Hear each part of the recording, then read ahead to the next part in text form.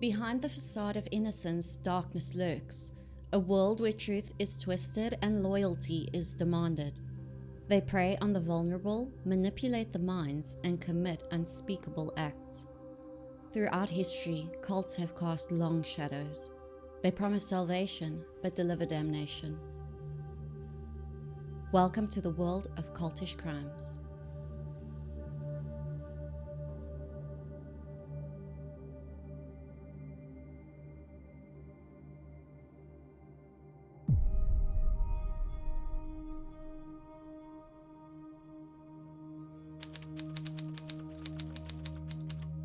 Aubrey Trail was born in 1966 and had a horrific start to life. His childhood was marred by the severe mistreatment from his parents, which eventually led to his removal from the family home. He found temporary refuge with his granddad, but eventually was returned to his parents. Unfortunately, this time around, his experience was much the same as it was the first time, and he was removed once again and placed into foster care. Aubrey bounced from foster home to foster home and had no stability as a child. As a teenager, his life took a darker turn. He embarked on a criminal career, beginning with armed robbery, a crime that landed him in prison. Upon his release, he continued his criminal activities, adding forgery and numerous driving offenses to his rap sheet. His life became a pattern of crime, imprisonment, and release. Aubrey's adult life was largely defined by a cycle of incarceration and release. He spent much of his time behind bars or under parole supervision for various offenses. In 2016, at the age of 50, Aubrey found himself residing in a basement apartment of a duplex in Wilbur, Nebraska. It was around this time that he connected with 22-year-old Bailey Boswell on an online dating platform.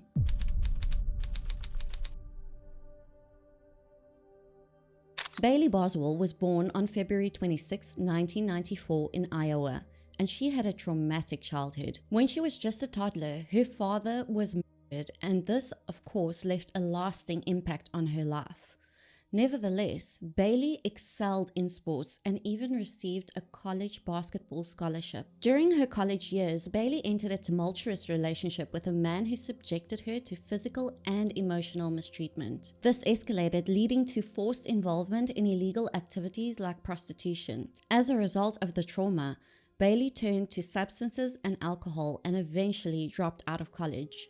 In 2016, Bailey gave birth to a little girl, but the baby was removed from her care due to the toxic nature of her relationship and also the presence of substances in her home. Bailey's mom gained custody of the little girl and is still taking care of her to this day. After ending this toxic relationship, Bailey briefly returned to her parents' home. But unfortunately, the trauma had taken its toll on Bailey, and she struggled with low self-esteem. Seeking a fresh start, Bailey turned to online dating sites in the summer of 2016, hoping to find a sugar daddy. This led her to Aubrey Trail. The two began a relationship, and Bailey soon moved to Wilbur, Nebraska, and moved into his basement apartment.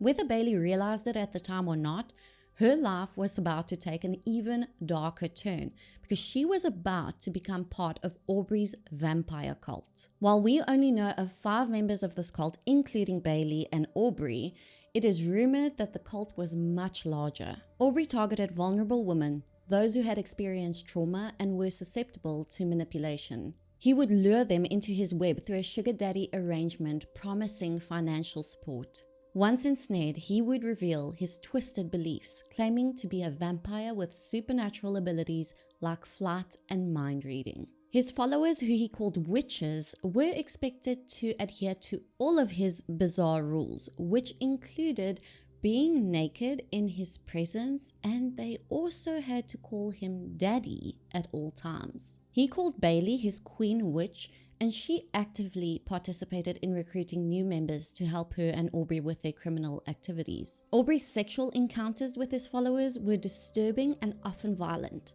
He would engage in choking and make disturbing comments about death during intercourse. Even during casual gatherings, he would discuss taking lives, treating the subject with a chilling nonchalance. His followers, deeply indoctrinated, were convinced of his supernatural abilities.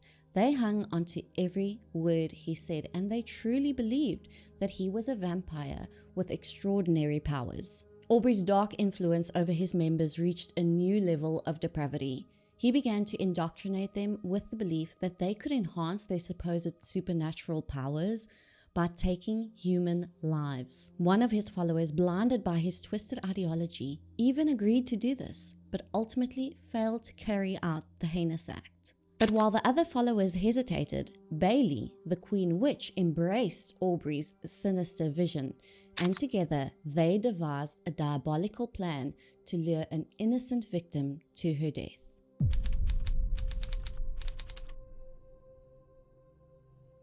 Sydney Irene Loofe was born in Broken Bow, Nebraska on 21 August of 1993. When she was 7 years old, she moved with her family to Neely, Nebraska and graduated from high school there in 2011. After school, Sydney eventually started working for a home improvement store called Menards in Lincoln, Nebraska. Sydney was a vibrant young woman with long blonde hair and captivating blue eyes, and she was known for her kind and bubbly personality. She cherished spending time with her family and friends and often indulged in her passion for fishing and sports. But beneath her cheerful exterior, Sydney struggled with depression and anxiety.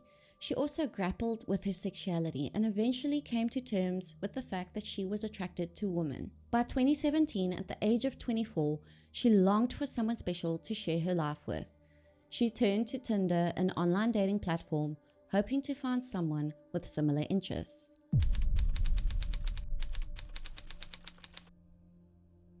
On November the 11th, 2017, Sydney's attention was drawn to a profile on Tinder. The profile belonged to a woman named Audrey, and Sydney, intrigued, swiped right. When Audrey reciprocated, the two began a lively text conversation and quickly agreed to meet for their first date on the 14th of November. But unbeknownst to Sydney, the woman that she was actually talking to was not named Audrey. In fact, she was actually talking to Bailey Boswell, who had assumed the false identity.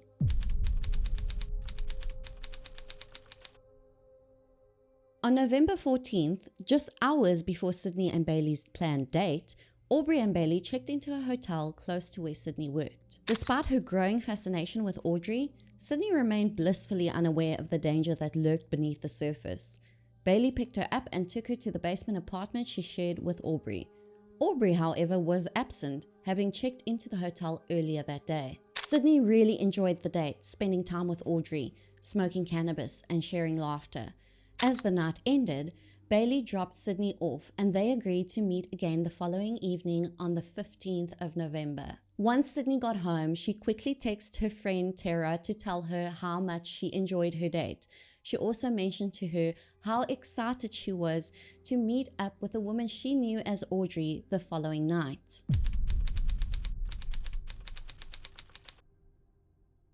On November 15th, Bailey and Aubrey embarked on a shopping spree, acquiring the necessary tools for their sinister plot.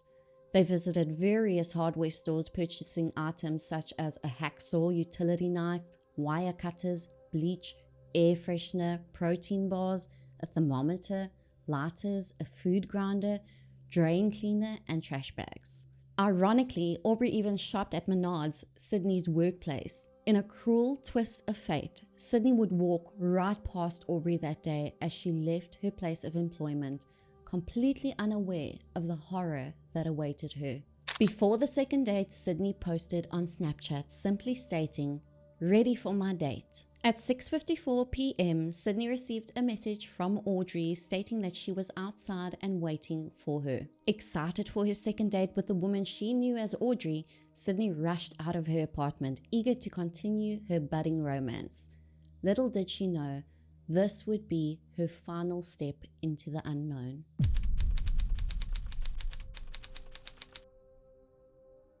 On the 16th of November, Sydney's co-workers immediately noticed her absence at work. It was not like Sydney at all to just not pitch for work without calling in. Once they really could not get hold of her, they contacted her family, who then immediately reported Sydney missing. Sydney's loved ones provided police with crucial information about her recent Tinder date with a woman named Audrey. When investigators pinned down Sydney's last phone ping to the Wilbur duplex where the basement apartment was rented by Aubrey Trail and Bailey Boswell, they conducted a welfare check, hoping to find Sydney safe within the home. However, their hopes were dashed when they encountered a strong and unsettling odor of bleach emanating from the residence. This disturbing discovery prompted a search warrant, though the initial search yielded no significant clues.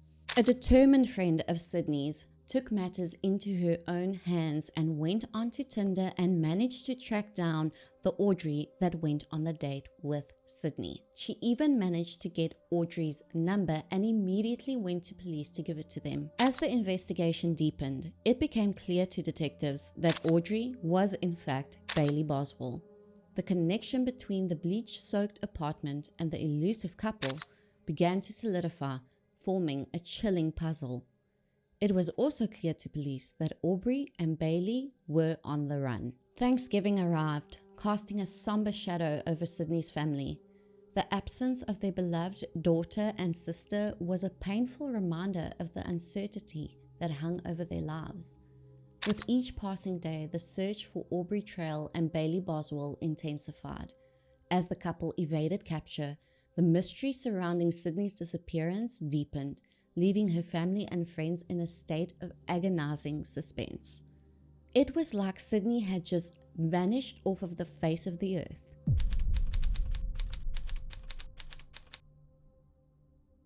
On November 28, 2017, Bailey Boswell and Aubrey Trail released a bizarre video on social media attempting to address the growing speculation surrounding Sydney Loofe's disappearance. Aubrey claimed ignorance of Sydney's whereabouts, expressing hope for her safe return. Bailey, her face obscured by sunglasses, admitted to going on a date with Sydney. She recounted a mundane evening, describing how they drove around, smoked cannabis, and how she dropped Sydney off at a friend's house. She also confessed to using the alias Audrey on Tinder, citing outstanding warrants for her arrest. Both individuals vehemently denied any involvement in Sydney's disappearance, but their words were hollow and unconvincing. Good morning, Lincoln and Omaha and probably several other places. This is Aubrey Trail and this is Bailey Boswell. I guess y'all also know her as Audrey. But we spent the last few days watching ourselves being slammed and crucified in the newspapers and the news and everything else, so we thought it was time we had our say. The Lincoln Police Department apparently wants everyone to believe that we're hiding, that we haven't talked to them, that we're avoiding them. You've already crucified us in the newspapers. You've already crucified us on Facebook. You know, in America, I sure thought it was a trial first, but I guess not. You've heard all of this stuff about my criminal history. All true. As far as I know, I'm not wanted for anything. I'm a person of interest, and I'm not really running from anything. I pray for Sydney. I hope she's found soon. I wish the family the best. I'm sorry that she wasn't with you on Thanksgiving. And that's pretty much all I can say for now. So this has pretty much cost me my life, and I appreciate that from the Lincoln Police Department and the FBI and all those other agencies. Here's Bailey to tell you whatever she wants to. Hi, good morning. I'm Bailey, Audrey on Tinder, and this really isn't about me. This is about Sydney. I met her on a Tuesday. We drove around Lincoln, smoked weed, had a great time, we hit it off. Picked her up the next night at her house, we drove around, smoked weed again. I went to take her home, and she asked me to drop her off at a friend's house, so, I haven't heard from her since. I guess I just want the family to know that I'm truly sorry, and I didn't have anything to do with this, and I hope that Sydney is found very soon. She is a sweet, amazing girl. I hope also that Sydney's found soon. We wish the family the best. We're sorry you're going through this. The police department is going to do what suits them best. Yeah, I know that's coming from a criminal, so, you'll believe what you will as far as the police department is concerned. But as far as I'm concerned, what they're chasing us around like dogs, I wish the family the best. I mean, no disrespect to anyone. I wish Sydney the best. But as far as the police department, you. Yeah. Then Aubrey also decided that it would be a good idea to post this video on his Facebook. Hi folks, Aubrey Trail here. Few little things I want to talk about. I've been watching all day. I just watched the news, that's why I'm making this. But I've been watching a lot of posts and comments today. So far today, from the comments, we have apparently this lady. Just curious, are we not allowed to tell our side of this? And of course, again, I'm just a criminal, so you're going to believe none of this, and I guess it's really irrelevant because we've pretty much decided to turn ourselves in and see where this goes. If I'm a thief, I'm a thief, but I'd be goddamned, I've never killed anyone in my life. I've never hurt a female in my life, so take that for whatever the hell it's worth. I'm a crook, I'm a thief, have been all my life, okay? But I'm not what you're trying to make me out to be. You say we're disgusting, that you guys are pissed at us. I don't think we're the disgusting ones, because what the f*** happened to America? Trial, freedom of speech. What happened to not guilty until proven guilty? And this is what I look like. You say we're hiding. This is what, blue eyes, teeth, brown hair, high, not hiding at all. Have a nice day.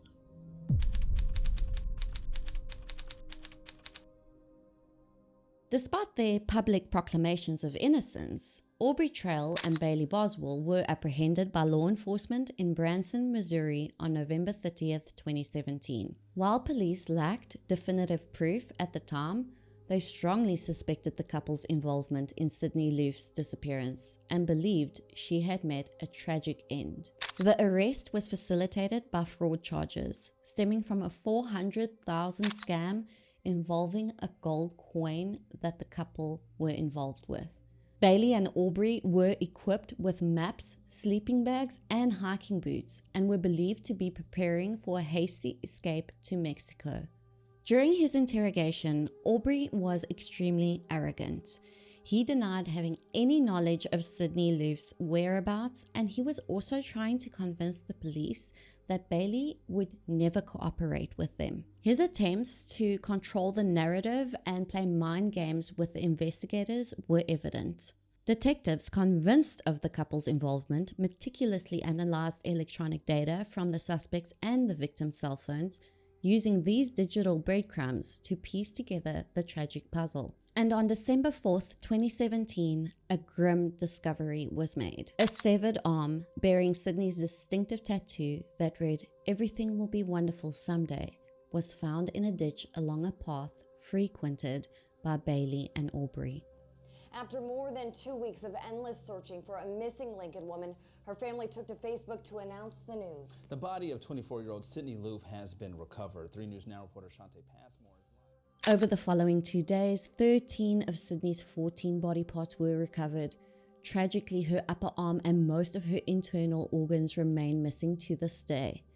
Months later, her bra and the shirt she wore on the night of her disappearance were also found. The medical examiner determined that Sydney had been strangled to death. Her body was then dismembered into 14 pieces and placed in trash bags. Evidence of blunt force trauma to her head and bruises on her back and thighs were observed. Additionally, her earring was forcibly removed, and superficial lacerations were found on her body. Ligature marks on her wrists indicate that she had been restrained. The pathologist concluded that the mutilation of her body was intentional, inflicted by a sharp instrument, and not the result of animal scavenging.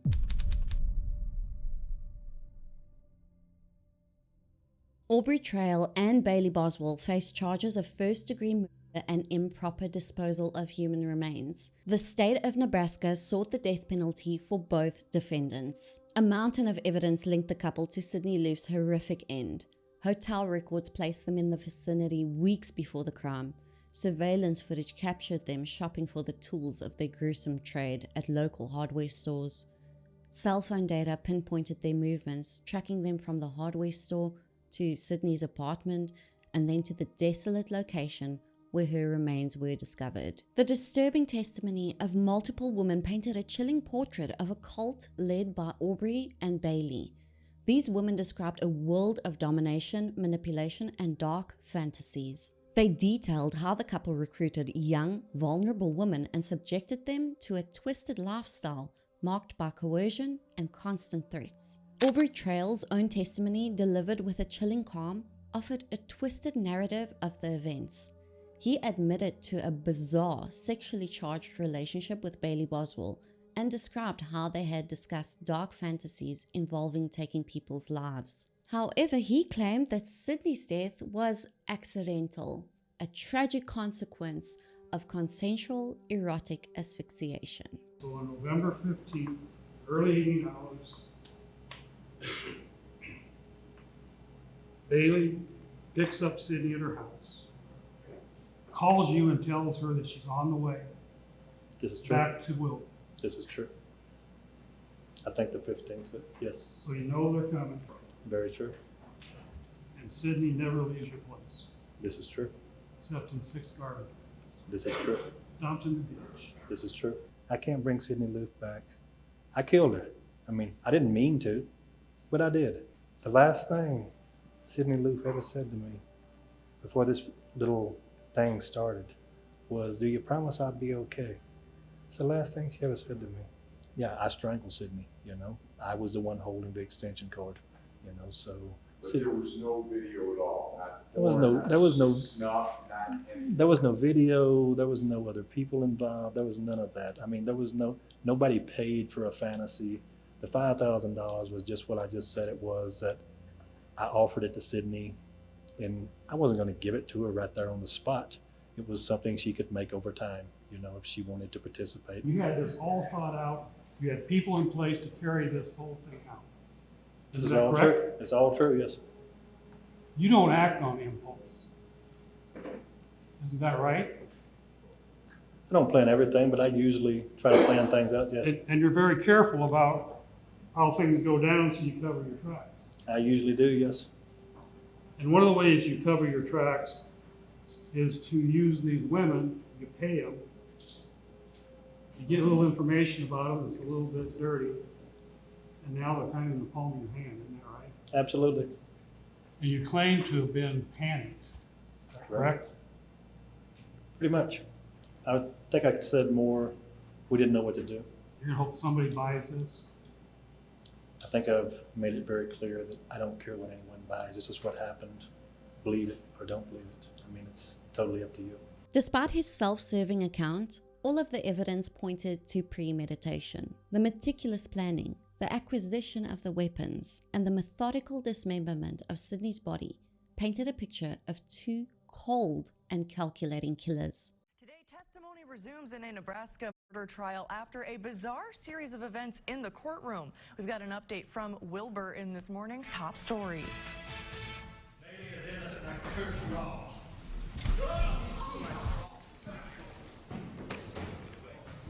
That outburst from 52-year-old As the trial Aubrey unfolded, Trail, who was Aubrey's desperate attempt to derail the proceedings with a self-inflicted wound only underscored the sinister nature of the couple and the horrific crime they had committed.